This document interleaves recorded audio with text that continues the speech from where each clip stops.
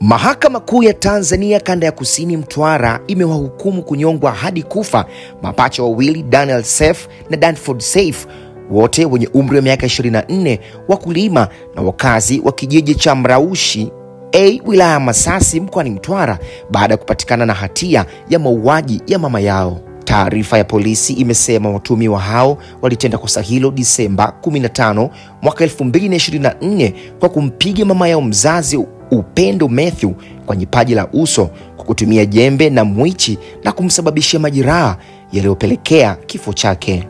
Mahakama imeeleza kuwa watuhumiwa hao wote wawili walikiri kutekeleza mauaji hayo ya kikatili baada ya kumtuhumu mama yao kuwa anawaroga. Kwa taarifa zingine kama hizi, tafadhali usiache kusubscribe Ngasa TV, lakini pia kutufuatilia kwenye ukurasa wetu wa Instagram tunaotumia kama Ngasa Media. Hii ni sauti ya Rami Ramsey. Hadi wakati mwingine.